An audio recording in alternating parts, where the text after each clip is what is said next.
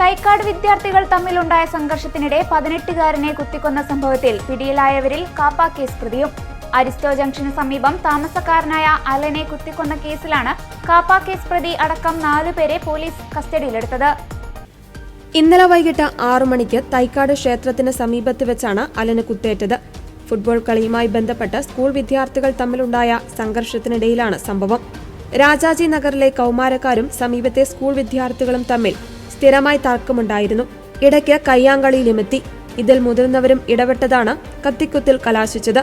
പേരൂർക്കട മണികണ്ഠേശ്വരം സ്വദേശിയായ അലന്റെ കുടുംബം 6 മാസത്തിന് മുൻപാണ് അരിസ്റ്റോ ജംഗ്ഷനിൽ വാടകയ്ക്ക് താമസിക്കുവാനെത്തിയത്. രാജാജി നഗറിലുള്ള സഹോദരി ആൻഡ്രിയയുടെ ഭർത്താവിന്റെ വീട്ടിൽ അലൻ സ്ഥിരമായി എത്തുമായിരുന്നു. ഇതിനിടെ ഫുട്ബോൾ കളിയുമായി ബന്ധപ്പെട്ടുണ്ടായ തർക്കത്തിന് പരിഹാരം കാണുവാൻ സുഹൃത്തുക്കൾ വിളിച്ചതിനെ തുടർന്നാണ് തൈക്കാട് ക്ഷേത്രത്തിന് സമീപമെത്തിയത്. വാക്ക് തർക്കങ്ങൾ ഉണ്ടാവുകയും ഒരാളെ അലൻ മർദ്ദിക്കുകയും ചെയ്തതായി പോലീസ് പറയുന്നു. പ്രകോപിതരായ സംഘം അലനെ ഹെൽമറ്റ് കൊണ്ട് തലക്കടിച്ചു വീഴ്ത്തി. എഴുന്നേൽക്കുവാനുള്ള ശ്രമത്തിനിടയിലാണ് കുത്തേറ്റത്. അലന്റെ ഇടതു നെഞ്ചിലാണ് ആഴത്തിൽ കുത്തേറ്റത്. ഹൃദയത്തിനേറ്റ മുറിവ് കാരണമുള്ള ആന്തരിക രക്തസ്രാവമാണ് മരണകാരണം. മൂർച്ചയേറിയതും കനം കുറഞ്ഞതുമായ ആയുധം വാരിയെല്ലുകൾക്കിടയിലൂടെ ഹൃദയത്തിലേക്ക് തറച്ചുവെന്നാണ് ഡോക്ടർമാരുടെ പ്രാഥമിക നിഗമനം.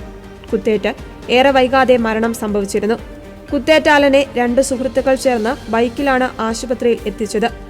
ഇരുവർക്കും മധ്യത്തായി ഇരുത്തിയിരുന്ന അലന്റെ കാലുകൾ യാത്രക്കിടെ നിലത്തുരഞ്ഞ് മുറിവേറ്റ നിലയിലായിരുന്നു.